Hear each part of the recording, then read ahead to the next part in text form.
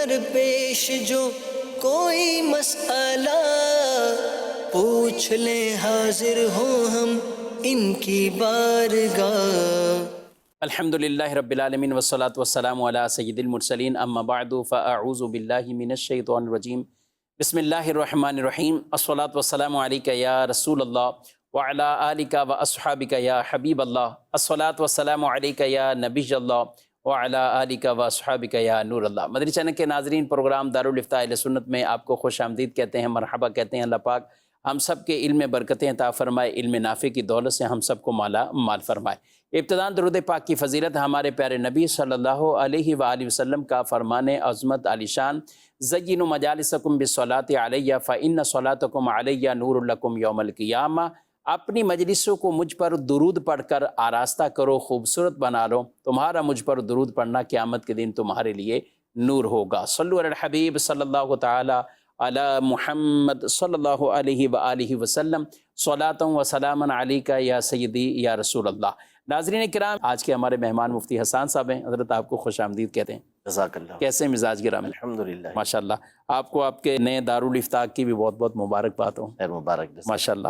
کیا آپ سمجھتے ہیں، اور دارالافتاء کا ماشاءاللہ افتتاح تو بڑی شان و شوکت سے ہوا ہے، مدنی چینل کے ناظرین بھی اس کی مدنی نیوز ملاحظہ کریں گے۔ دعوسامی کے آفیشیل پیج پر الحمدللہ جو عکسی مناظر ہیں، تصاویر ہیں، وہ دارالافتاء اہل سنت کے افتتاح کے مواقع پر جو لی گئی وہ تو اپلوڈ ہوئی ہیں، اور آپ کو اس سے اندازہ بھی ہو جائے گا کہ وہ کتنا بڑا ایک خوبصورت اجتماع بھی تھا، ایک خوبصورت افتتاح تھا کہ جس کے اندر بلا مبالغہ الحمدللہ درجنوں علماء کرام وہ اس اجتماع پاک کے اندر باقاعدہ شریک ہوئے ہیں، مفتین کرام شریک ہوئے ہیں، اور اس کے ساتھ ساتھ عوام اہل سنت کی ایک ٹھیک ٹھاک تعداد اس افتتاح میں وہ شامل ہوئے ہیں۔ اللہ پاک شاد و آباد رکھے، اور جو یہ افتتاح ہوا ہے، جس نیک کام کا افتتاح اور آغاز ہوا ہے، اور جس مقصد کے لیے یہ آغاز ہوا ہے، اللہ رب العالمین لوگوں کو بھی اس طرف ان کے دلوں کو مائل فرمائے، اور لوگ اپنے دینی احکامات وہ سیکھتے رہیں، سمجھتے رہیں۔ کیا کہتے ہیں اور کیا پیغام دینا چاہیں گے آپ؟ بسم اللہ الرحمن الرحیم۔ جی الحمدللہ، دارالافتاء اہل سنت کی یہ باب المدینہ کراچی میں جو عوامی دارالافتاء ہیں اس کے لیے یہ چھٹی شاخ ہے، چھٹی برانچ ہے، اور الحمدللہ جس طرح دیگر ہماری برانچز سے لوگوں کی شرعی رہنمائی کی جا رہی ہے، ان کے جوابات دیے جا رہے ہیں، ان کے مسائل کو حل کیا جا رہا ہے، انشاءاللہ تبارک و تعالی اس برانچ سے بھی ان کی شرعی رہنمائی کی جائے گی۔ یہی تمنا ہے، یہی آرزو ہے، اور وہاں جو اکابر علماء مفتیان کرام آئے ان کی طرف سے بھی یہی دعائیں تھیں، اور ظاہر ہے کہ دارالافتاء کھولنے کا بنیادی مقصد ہی یہی ہے کہ یعنی یہ ایک عوامی دارالافتاء ہے، کیونکہ ہمارے دو طرح کے دارالافتاء ہیں۔ ایک تو وہ دارالافتاء ہمارے ہوتے ہیں جن کو مفتاح مکتب کہتے ہیں، اور اس میں خاص جو تنظیمی مسائل ہوتے ہیں اس کو حل کرتے ہیں، اور دوسرا ہمارے جو دارالافتاء ہوتے ہیں وہ عوامی دارالافتاء کہلاتے ہیں، جس میں عامت الناس یعنی عام لوگوں کو وہاں پر آنے کی اجازت ہوتی ہے۔ جو تنظیمی نہیں ہوتے مسائل، اس کے علاوہ بھی اپنے دیگر مسائل، جیسے مثال کے طور پہ نماز کے، روزے کے، زکوٰۃ کے، حج کے، کاروبار کے، طلاق کے، وراثت کے، اور اس طرح کے جو عمومی مسائل پوچھے جاتے ہیں، اس کے لیے ہماری یہ عوامی دارالافتاء ہوتے ہیں۔ انہی میں سے ایک یہ نئی برانچ ہماری جو حبیبیہ مسجد ہے، دراجی کالونی کی مشہور و معروف مسجد ہے، اس کے برابر میں ہی یہ دارالافتاء اہل سنت کا اجرا ہوا ہے، کھولا گیا ہے، نئی برانچ کھولی گئی ہے۔ الحمدللہ یہاں سے بھی سلسلہ جاری ہو چکا ہے لوگوں کی شرعی رہنمائی کا، اور انشاءاللہ تبارک و تعالی یہ جاری رہے گا، اللہ نے چاہا تو۔ جس طرح دیگر ہماری برانچز یہ رہنمائی کر رہی ہیں لوگوں کی، اسی طرح یہ برانچ بھی آگے بڑھ کے لوگوں کی شرعی رہنمائی کرتی رہے گی انشاءاللہ۔ ماشاءاللہ۔ تحریری فتاوی بھی اور زبانی جوابات بھی؟ بالکل، زبانی جوابات بھی ہوں گے اور تحریری جوابات بھی وہاں سے دیے جائیں گے انشاءاللہ۔ ٹھیک ہے، ماشاءاللہ۔ دو طرح کی چیزیں ہوتی ہیں ناظرین کرام، بعض اوقات آدمی اپنے علم میں اضافے کے لیے کچھ چیزیں پوچھنا چاہتا ہے، یا کوئی چیز کسی سے سن کر یا حدیث سن کر اس کے حوالے سے معلومات لینا چاہتا ہے، یا کہیں سے مسئلہ بھی سنا لیکن پہلی دفعہ سنا تو وہ تھوڑا سا چونک جاتا ہے کہ مجھے یہ اتھینٹک ذرائع سے پتہ چلنا چاہیے کہ یہ درست ہے یا کیا۔ تو ایک تو یہ چیز ہوتی ہے، بالکل اس کی بھی معلومات لینی چاہیے۔ بیسک جو دارالافتاء کے مقاصد ہیں، ہمیں جو اپنے شرعی اور درپیش مسائل، یعنی ایک آدمی کو اب کام کرنا ہے تو اب اس وقت وہ کیا کرے، تو وہ دینی طور پر اس کی آگاہی حاصل کرے، مسئلہ معلوم کرے اسی طریقے سے چاہے وہ وراثت کے معاملات ہوں یا نکاح اور طلاق کے معاملات ہوں، بزنس کے معاملات ہوں، تو آپ ان دارالافتاء اہل سنت سے ضرور آپ وزٹ کریں، براہ راست آپ جائیے، زبانی طور پر بھی فتاوی جات آپ حاصل کر سکتے ہیں، اسی طرح تحریری طور پر بھی آپ فتاوی حاصل کر سکتے ہیں۔ بطور خاص جب وراثت یا طلاق یا کوئی ایسی پارٹنرشپ بزنس کا معاملہ ہوتا ہے کہ جس میں آپ کو تحریر میں اپنے ڈاکومنٹس کے اندر رکھنی چاہیے، تو یہ اس طرح کی چیزیں بھی آپ کو تحریری طور پر وہ فتاوی ضرور حاصل کر لینے چاہیے۔ الحمدللہ دارالافتاء اہل سنت کی کراچی کے اندر 6 شاخیں ہیں، 6 دارالافتاء اہل سنت ہیں، جن میں سے مرکزی دارالافتاء اہل سنت جامع مسجد کنز الایمان بابری چوک میں یہاں موجود ہے، صبح 10 بجے سے لے کر 4 بجے تک یہ دارالافتاء اوپن ہوتا ہے، آن ہے۔ اسی طریقے سے کھارا در بخاری مسجد کے اندر دارالافتاء اہل سنت، اور صدر کے اندر اقصی مسجد میں دارالافتاء اہل سنت کی شاخ موجود ہے۔ فیض مدینہ نیو کراچی، یہ دعوت اسلامی کا وہاں جو مرکز ہے، تو جہاں پر اجتماع ہوتا ہے ہفتہ وار، تو وہاں پر بھی دارالافتاء اہل سنت کی شاخ ہے۔ اور کورنگی کے اندر رضا مسجد کے اندر دارالافتاء اہل سنت ہے، اور اب دوراجی کالونی میں حبیبیہ مسجد کے اندر دارالافتاء اہل سنت ہے۔ تو آپ کراچی کے اندر جو رہنے والے ہیں تو آپ ان باقاعدہ آ کر آپ رابطہ کر سکتے ہیں، اور جو دوسرے شہروں میں رہتے ہیں، حیدرآباد کے اندر دارالافتاء اہل سنت ہے، راولپنڈی میں دارالافتاء اہل سنت ہے، لاہور میں 2 دارالافتاء اہل سنت ہیں، اور اسی طریقے سے فیصل آباد میں دارالافتاء اہل سنت ہے زینب مسجد میں، اور پھر سرگودا میں بھی دارالافتاء اہل سنت ہے، گجرانوالہ میں بھی دارالافتاء اہل سنت ہے، اور ملتان میں بھی دارالافتاء اہل سنت ہے۔ تو یہ وہ بڑے بڑے شہر ہیں، اور تقریباً سارے ہی میں نے نام لے لیے ہیں۔ آپ دعا کریں کہ یہ اور کثرت ہوتی رہے، کہ نام لیتے لیتے بھی کچھ 2-4 منٹ گزریں۔ تو الحمدللہ ابھی بھی یہ جو دارالافتاء اہل سنت کی تعداد ہے وہ 12 سے زائد ہو چکی ہے، اور کوشش یہی ہے کہ بڑے بڑے شہروں کے اندر بھی، پاکستان کے اندر بھی اور بیرون ملک بھی دارالافتاء اہل سنت کی باقاعدہ برانچز ہوں، شاخیں ہوں، اور وہاں علماء کرام، مفتیان کرام وہ لوگوں کی رہنمائی کریں۔ اللہ پاک ہم سب کو علم سیکھنے والا بنائے، اور ان کی طرف مراجعت کرنے والا، رجوع کرنے والا وہ ہم سب کو بنائے، تاکہ جو بھی معاملات ہیں ہم شریعت مطہرہ کے مطابق سیکھ سمجھ کر اس پر عمل پیرا ہوں۔ اللہ عمل کی توفیق دے۔ بڑھتے ہیں آپ کے سوالات کی طرف، دیکھتے ہیں ناظرین کیا پوچھیں۔ اگر کوئی شخص کسی کو اپنی امانت رکھواتا ہے، اور وہ امانت جو رکھی گئی ہے وہ کسی بھی زیور کی یا کسی صورت میں ہے، اور وہ اسے سیل کر دیتا ہے کسی بھی وجوہات پہ، اور وہ اس کو اس کی اماؤنٹ دینا چاہتا ہے، تو ایسی صورت میں شریعت کیا کہتی ہے؟ جی، امانت کو سیل کر دیا بغیر اجازت۔ دیکھیں، امانت کا جو مطلب ہے وہ یہ سنبھال کے رکھنا ہوتا ہے، اس کی حفاظت کرنا ہوتی ہے۔ تو اس کو بیچ دینا یہ سیدھا سیدھا اس کے اندر جو ہے وہ غصب کرنا ہے، اس کے اندر زیادتی کرنا ہے، جس کو تعدی کہا جاتا ہے۔ تو یہ ناجائز و حرام کام کیا اس نے بیچ کر، اس پر توبہ بھی لازم ہے، اس شخص سے معافی مانگنا بھی لازم ہے، اور جو رقم اس کی بنی ہے اس بندے کو راضی کر کے اتنی رقم اب اس کو دینا یہ ضروری ہوگا۔ ٹھیک ہے، رقم دینا یہ ضروری ہے، یا وہ جو چیز ہاں زیور اگر مل جاتا ہے تو وہ زیور واپسی لے اس سے، لیکن اگر نہیں مل سکتا تو پھر رقم اسے دینا ہوگی۔ ٹھیک ہے، تو یہ لوگ سوال کریں گے پھر رقم جب بیچا تھا تھوڑے پیسے آئے ہیں اور اب زیور مہنگا ہو چکا ہے۔ اب یہ اس کا پھر طریقہ یہ ہے کہ اتنا ہی زیور لے کے اسے واپس کر دے۔ ٹھیک ہے، کچھ میسج بھی شامل کرتے ہیں۔ یہ ایک سوال یہ ہے کہ کیا عورت کسی اجنبی آدمی سے، غیر محرم شخص سے کپڑے سلوا سکتی ہے؟ جا کے اسے ناپ دینا، ٹیلر کے پاس جا کے کہ باقاعدہ اسے ناپ دے اور وہ اس کا ناپ لے، تو یہ تو اس کی تو اجازت نہیں ہے۔ البتہ اگر ایسا ہے کہ اپنے کپڑے جو اس کے ناپ والے ہیں وہ بھیج دیتی ہے اور کپڑا بھیج دیتی ہے، اور کسی طرح کا اور کوئی فتنہ اس میں نہیں ہوتا، تو پھر اس صورت میں تو وہ سلوا سکتی ہے، لیکن حتی الامکان کوشش کرے کہ کسی عورت ہی سے سلوائے، اور اگر مرد سے سلوائے گی تو پھر یہی صورت ہوگی کہ اس کے سامنے جا کے ناپ نہیں دے سکتی، ہاں اسے اپنا ناپ کا کپڑا جو سوٹ ہے وہ بھیج دے، اور اسی کو دیکھ کر وہ دوسرا جو درزی ہے اسے بنا دے۔ ٹھیک ہے، تو ان درزیوں کو کیا کرنا چاہیے؟ آپ ان کو کیا پیغام دیتے ہیں کہ اگر کوئی آ کر کہے بھی ناپ لینا ہے یا اس طرح کرنا ہے تو درزی کیا کریں؟ درزی یہی کرے کہ صاف منع کر دے کہ میں ناپ نہیں لے سکتا، آپ جو ناپ ہے، یا تو یہ صورت ہو سکتی ہے کہ اس کا شوہر ساتھ آیا ہو اور پردے کے اندر وہ ہو تو اس کا ناپ لے کے وہ اسے دے دے، درزی اس کو بولتا رہے شوہر کو کہ بھئی یوں ناپ لیں، وہ پورا ناپ لے کے اسے دے دے، تو یہ ٹھیک ہے، یہ صورت ہو سکتی ہے، جبکہ اور کوئی فتنہ اس کے اندر بے پردگی وغیرہ نہ ہوتی ہو۔ لیکن عافیت بہرحال اسی کے اندر ہے کہ عورت جو سوٹ سلوائے وہ عورت ہی سے سلوائے، اور اگر سلوانا ہی اس کو مجبوری ہے تو اس صورت میں پھر سوٹ بھیجے، ناپ اپنا اس کے سامنے نہ دے۔ ٹھیک ہے، ایک سوال اور ہے، کہتے ہیں کہ گرافکس کا ڈیزائن کا آن لائن کام کرنا، مطلب مختلف لوگ پوسٹر بنواتے ہیں، کاروباری پوسٹر ہو یا محافل کے پوسٹر ہو، اس طرح کے بناتے ہیں، اس پر ہم کچھ پیسے طے کر لیتے ہیں کہ بھئی 300 400 500 کا یہ آپ کو بنا کر دیں گے، تو یہ اجرت لینا جائز؟ دیکھیں اس کی صورت جواز کی بن سکتی ہے بالکل، یعنی یہ کام ہے جس کے اوپر اجارہ ہو سکتا ہے اور کوئی ناجائز کام بھی نہیں ہے اور دھوکہ دہی بھی اس کے اندر نہیں ہے، باقاعدہ اس کو میٹر دے دیا کہ آپ نے اس طرح کا میٹر بنا کے ہمیں دینا ہے اور یہ اس کا سائز ہوگا، یہ اس کے اوپر لکھا ہوا ہوگا، ساری چیزیں اس کی طے ہو گئیں، رقم بھی طے ہو گئی اور پھر اس بنا کے اس نے اس کو دے دیا تو اس پر جو رقم اسے ملے گی وہ جائز ہوگی، رقم جائز ہوگی، جی ٹھیک ہے۔ اس پہ تصاویر لگانا جو جائز کام، اب اس میں کوئی نعوذ باللہ وہ میٹر ہی غلط لکھا ہوا ہے، خواتین کی تصاویریں یا کوئی اور ایسی کوئی بھی ایسی چیز لگی ہوئی ہے کہ جو ناجائز ہے تو پھر اس کی اجازت نہیں ہوگی، یعنی وہ پوسٹر جو وہ بنا رہا ہے وہ پوسٹر درست ہونا چاہیے، ٹھیک ہے، پھر اس صورت میں اس کی اجازت ملے گی۔ صحیح۔ اور کاروبار کی انہوں نے جیسے ذکر کی تو کاروبار بھی ٹھیک ہونا چاہیے نا، جی یعنی جائز کام ہو، اس کی تصویر، اس کا اس طرح پوسٹر جی کو بالکل۔ بنائیں۔ ٹھیک ہے، مزید سوال؟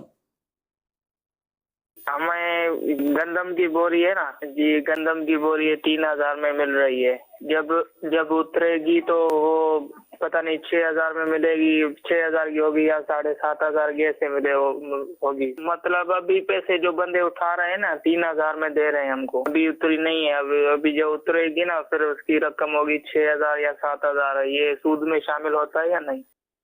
جی اگر تو دیکھیں سودا ان کا ابھی ہو رہا ہے ہاتھوں ہاتھ کہ ابھی گندم کے ریٹ مثال کے طور پہ گرا ہوا ہے تو یہ 3000 کی خرید رہے ہیں اور بعد میں ہو سکتا ہے کہ اس کا ریٹ بڑھ جائے تو 6-7 ہزار کی ہو جائے گی۔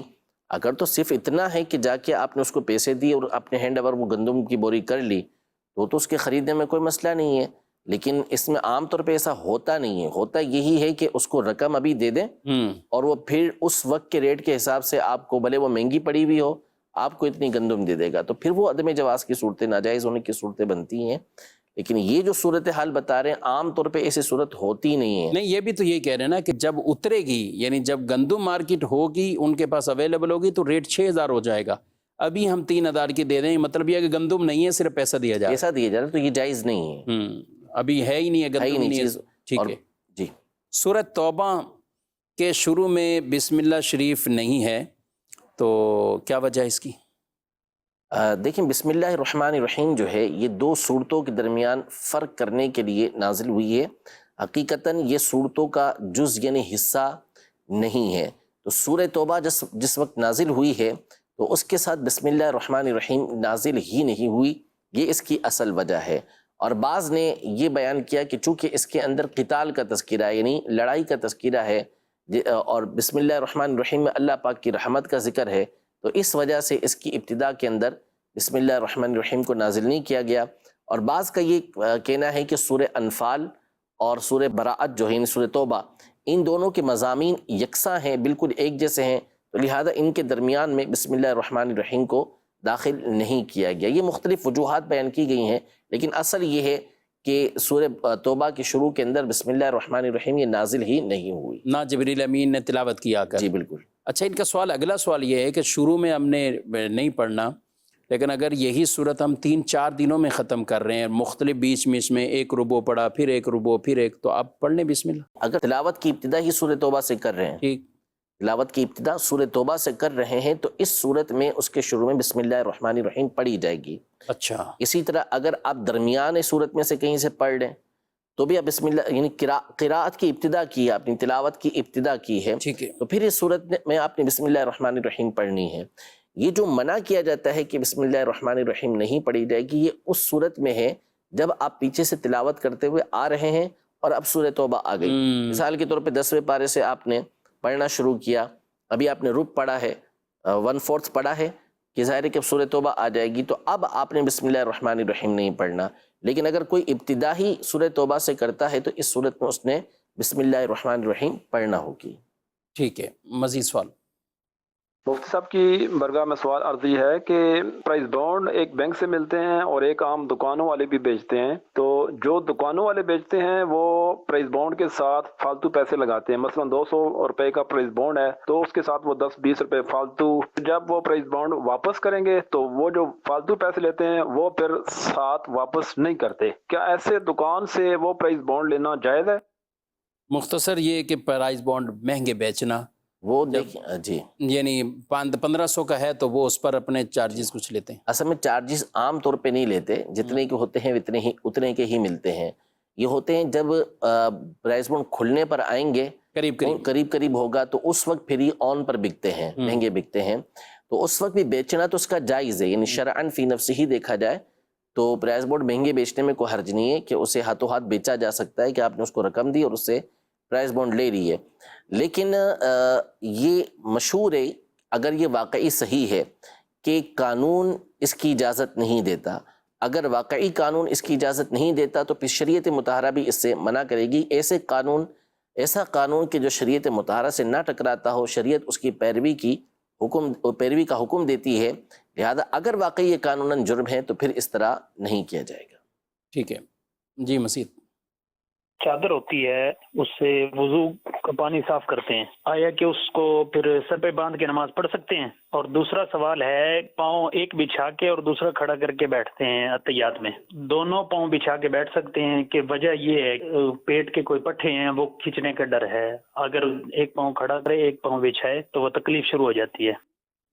ٹھیک ہے، چادر سے ہی وضو کے پانی کو صاف کیا اور اسے امامہ باندھ لیا، یہ کچھ بھی سر پہ باندھ لیا برل؟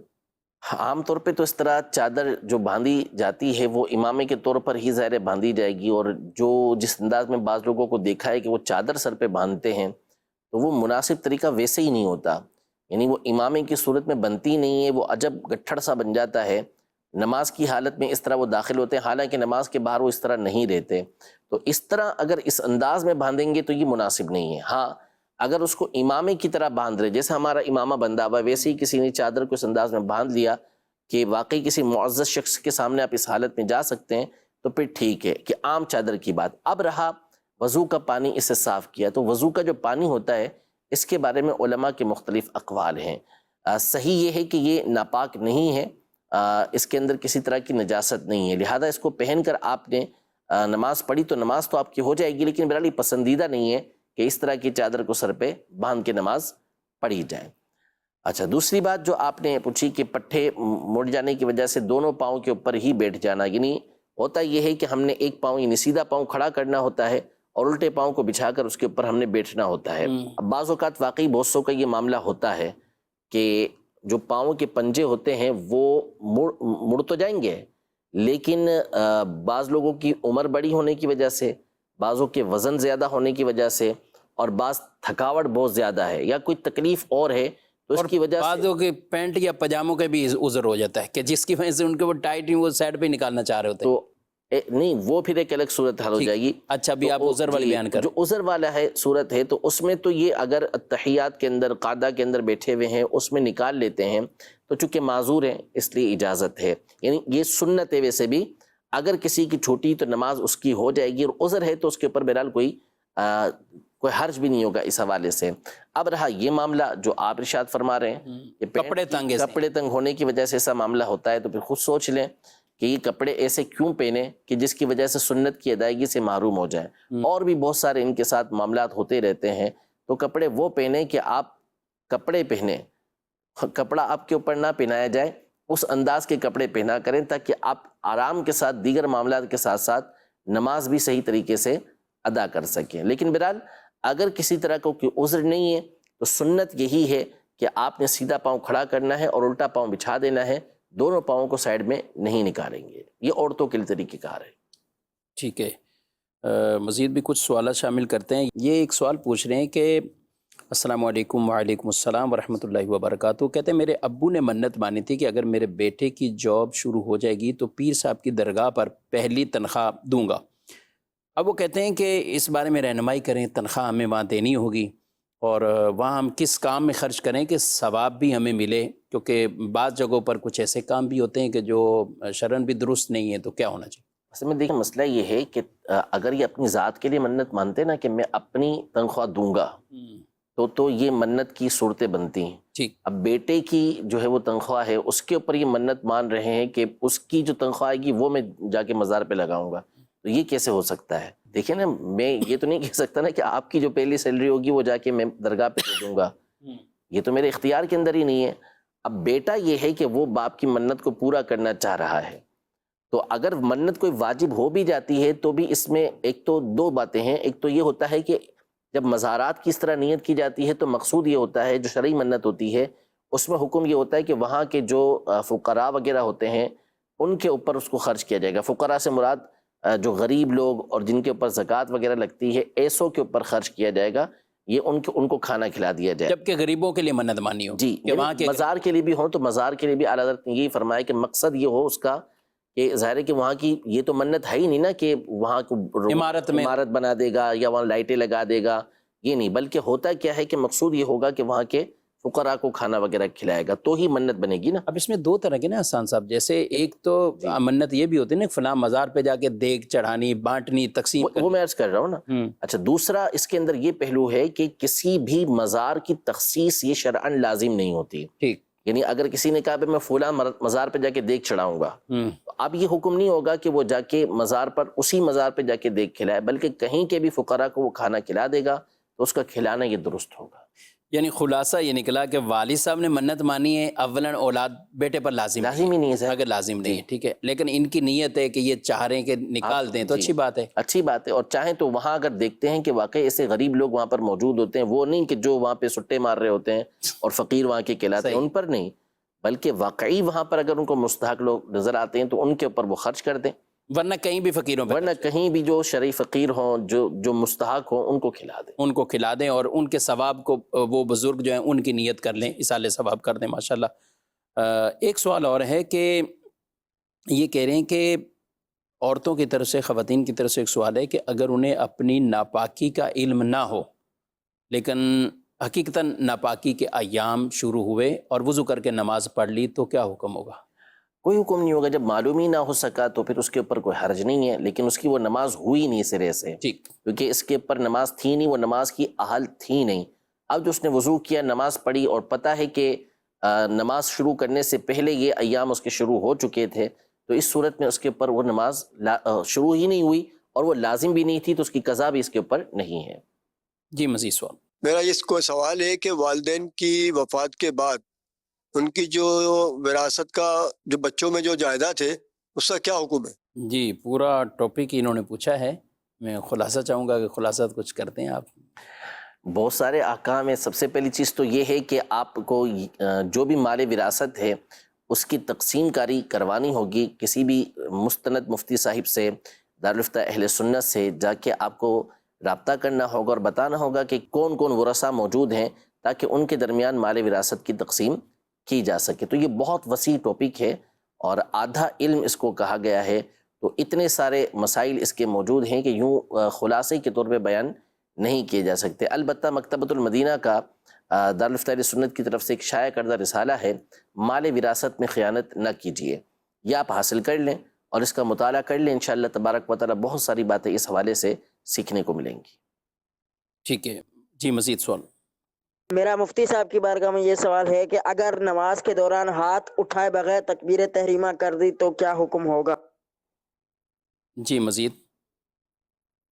سنت غیر موقت کا طریقہ بتا دیں. جی، پڑھنے کا طریقہ بتا دیں. مزید. جو یہ دیواروں پر اللہ محمد کا نام لکھا ہوتا ہے، اس پر جب بارش ہوتی ہے جو اس کا پانی نیچے گرتا ہے، اس کا گناہ ہے کہ ثواب؟ ٹھیک ہے جی، پہلے اسی کو ہی لے لیں. دیواروں پر ایسا لکھنا چاہیے کہ جہاں پہ پانی پھر یہ اعلیٰ حضرت امام اہل سنت رحمۃ اللہ تعالی علیہ نے اس کو تفصیل کے ساتھ بیان کی ہے کہ ایسے مقامات پر مقدس نام وغیرہ لکھنا، آیات وغیرہ لکھنا، اس کی اجازت نہیں ہے، یہ منع ہے. کیونکہ اس میں عام طور پر یہی ہوتا ہے کہ گرد و غبار اس پر پڑتا ہے، مٹی، دھول مٹی وغیرہ جا کے اسے لگتی ہے. اسی طرح بسا اوقات نعوذ باللہ پرندے وغیرہ اس کے اوپر بیٹ کر دیتے ہیں، اور پھر اسی طرح پانی وغیرہ اس پر لگتا ہے بارش کا اور پھر وہ گٹر کے اندر جا رہا ہوتا ہے.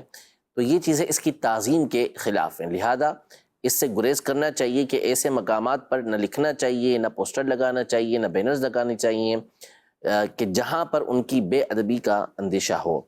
اور ہاں، ایسا مقام ہے کہ جہاں ان کی بے ادبی نہیں ہوتی، ہر طرح تعظیم کا لحاظ کیا جا سکتا ہے. جیسے بعض اوقات مساجد کے اندر اونچے مقام پہ یہ چیزیں لگائی جاتی ہیں اور ان کا ادب و احترام کیا جاتا ہے، تو پھر وہاں لگا سکتے ہیں. لیکن جہاں ادب نہیں کیا جا سکتا وہاں اس طرح کے مقدس نام لگانے کی اجازت نہیں ہے. ٹھیک ہے. دوسرا سوال، سنت غیر موقدہ پڑھنے کے حوالے سے کیا فرماتے ہیں؟ سنت غیر مقدہ پڑھنے کا طریقہ کار یہ ہے کہ آپ نے پہلی رکعت کی ابتدا ثنا سے کرنی ہے، تعوذ یعنی اعوذ باللہ من الشیطان الرجیم، بسم اللہ الرحمن الرحیم بھی پڑھنا ہے، سورۃ الفاتحہ پڑھنی ہے، اس کے ساتھ کوئی سورت یا 3 آیتیں یا ایک بڑی آیت جو 3 آیتوں کے برابر ہو وہ پڑھنی ہے، اور پھر دوسری رکعت کی ابتدا بسم اللہ الرحمن الرحیم سے کرنی ہے، اور اس میں آپ نے سورۃ الفاتحہ اور اس کے ساتھ سورت بھی ملانی ہے۔ جب دوسری رکعت کے قعدے کے اندر بیٹھیں گے اور 4 رکعت کی سنت غیر مقدہ پڑھ رہے ہیں تو آپ نے التحیات کے بعد درود ابراہیمی اور دعا بھی پڑھنی ہے، پھر اس کے بعد کھڑے ہو کر تیسری رکعت کی جو ابتدا کرنی ہے وہ ثنا سے کرنی ہے۔ جس طرح پہلی 2 رکعتیں مکمل کی تھی اسی طرح یہ 2 رکعتیں بھی آپ نے مکمل کرنی ہے۔ یہ سنت غیر مقدہ پڑھنے کا طریقہ کار ہے، یعنی عام جو سنتیں ہوتی ہیں اس کے مقابلے میں اس کے اندر 2 چیزیں زائد ہیں۔ ایک تو یہ کہ التحیات جو آپ پڑھیں گے تو اس کے بعد آپ نے درود ابراہیمی بھی پڑھنا ہے اور ساتھ میں دعائے معصورہ بھی پڑھنی ہے، اور جب تیسری رکعت کی آپ ابتدا کریں گے تو اس میں آپ نے ثنا سے ابتدا کرنی ہے اور اس کے ساتھ اعوذ باللہ اور بسم اللہ الرحمن الرحیم سورۃ الفاتحہ سے پہلے پڑھنا ہے۔ ٹھیک ہے، ہاتھ اٹھائے بغیر تکبیر کہنا، اللہ اکبر کہنا۔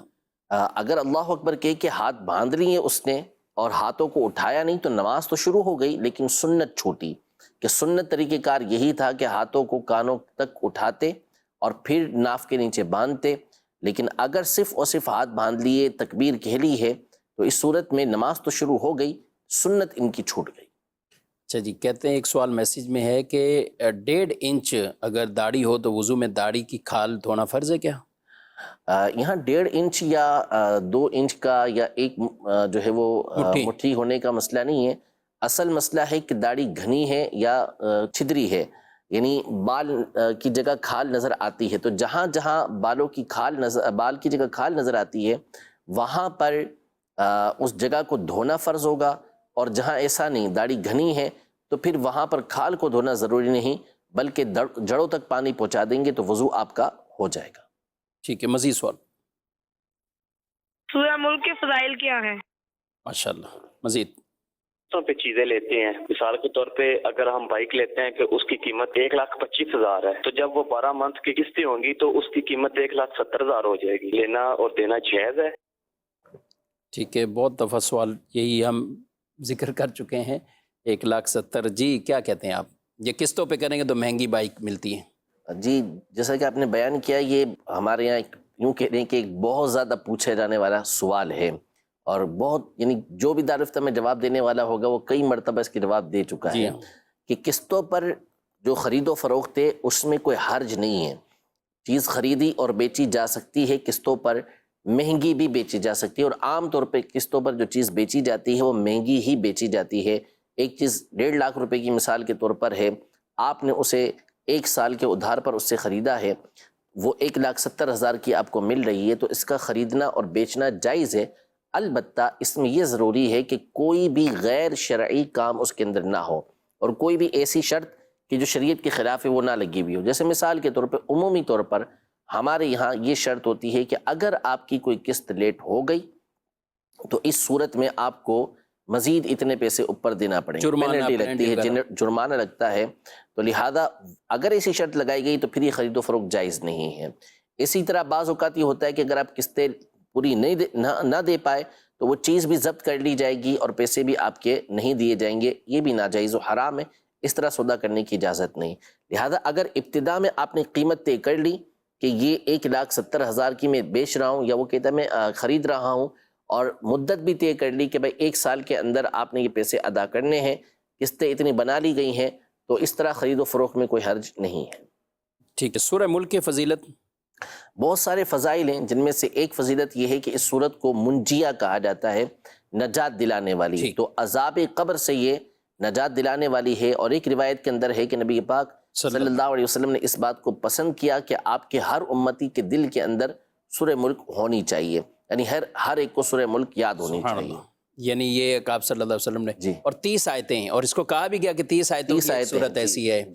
ناظرین کرام، روزانہ ایک بھی اگر کوئی آیت مبارکہ یاد کرے تو 30 دن میں تو سورہ ملک کا وہ حافظ بن جائے گا۔ اور جو فضائل بیان کیے گئے ہمارے ہاں جو روایات میں بیان کیے جاتے ہیں، تو اس سے مراد بھی وہی ہے کہ جو آدمی خود تلاوت کرے گا، ٹھیک ہے، اگر کسی مسجد میں اہتمام ہوتا ہے یا خود کو نہیں آتی پڑھنا، اور ہمارے یہاں جیسے عام طور پر درس بھی ہے، درس کے بعد سورہ ملک کی تلاوت بھی ہوتی ہے، ٹھیک ہے آپ سن لیتے ہیں، ثواب کا کام ہے، لیکن کوشش کریں کہ آپ اس کے بعد خود بھی پڑھیں، آپ چاہے عشاء کے بعد پڑھ لیں، کسی ٹائم بھی پڑھ لیں، رات کے وقت اس کو پڑھیں گے۔ اسی طرح جو بہنیں سن رہی ہیں تو آپ بھی اس تلاوت کو اپنے معمولات میں شامل کر لیں۔ یہ عذاب قبر سے نجات دلانے والی یہ سورہ مبارکہ ہے۔ وہ ایک واقعہ بھی نا کہ کسی جگہ خیمے لگائے تھے، جی، تو وہاں صحابہ کرام علیہ رضوان نے کسی مقام پہ خیمے لگائے، تو پھر وہاں سے انہوں نے غالباً سورہ ملک کی تلاوت سنی۔ جی ہاں بالکل۔ بعد میں پھر بتایا گیا کہ کسی قبر کے اوپر خیمہ لگا لیا تھا، اور اس شخص کی عادت تھی قبر والے کی، سبحان اللہ، وہ سورہ ملک کی تلاوت کیا کرتا تھا، تو اللہ پاک نے اس کو قبر کے عذاب سے بھی نجات عطا فرمائی، یعنی محفوظ رکھا، اور قبر کے اندر بھی اس کو سورہ ملک پڑھنے کی سعادت حاصل ہوئی۔ ٹھیک ہے۔ اللہ رب العالمین کو اللہ میاں کہنا کیسا؟ منع ہے، اس کی شرعاً اجازت نہیں ہے کہ میاں کے وہ معنی ہے کہ جو بعض معنی تو اس کے بالکل اللہ پاک کے لیے استعمال ہو ہی نہیں سکتے، جسے میاں شوہر کو کہتے ہیں، تو ظاہر ہے کہ اللہ پاک کے لیے ہو ہی نہیں سکتا، اور ایسا لفظ کہ جو قرآن و سنت میں اللہ پاک کے لیے نہ آیا ہو اور اس کے معنی بھی ٹھیک نہ ہو، تو پھر اس صورت میں اسے اللہ پاک کے لیے استعمال نہیں کر سکتے، تو میاں کہنا بھی منع ہے۔ عورت اتحیات میں اپنے پاؤں کو کیسے رکھے گی؟ وہ سیدھی جانب یا الٹی جانب جہاں چاہے نکال لے دونوں پاؤں اور اس پر بیٹھ جائے، اس کو تورک کہتے ہیں، اور عورتوں کے لیے اس کی اجازت ہے، جو اس کو آسانی رہے۔ جی ٹھیک ہے۔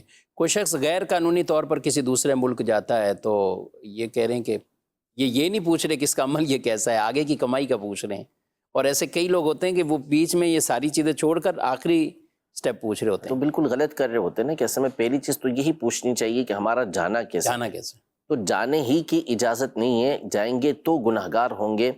باقی رہا وہاں کمائی کریں گے تو کمائی کیسی ملے گی، تو پہلے یہ تو دیکھیں نا کہ وہاں جب آپ رہتے رہیں گے کہ غیر قانونی آپ کر رہے ہیں، تو پہلے تو آپ پر یہی لازم ہے کہ آپ فوراً واپس آئیں۔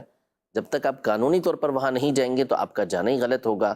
ہاں، کام جو بندہ کرتا ہے تو جو اجرت ہوتی ہے وہ کام کے بدلے ہوتی ہے، کو کام کیسا کر رہا ہے، اگر کام درست کر رہا ہوتا ہے تو پھر اس صورت میں اس کی اجرت درست ہوتی ہے، لیکن اس کا مطلب یہ نہیں ہوتا نا کہ بندہ غلط طریقے سے وہاں جا کے یہ کام کرتا رہے۔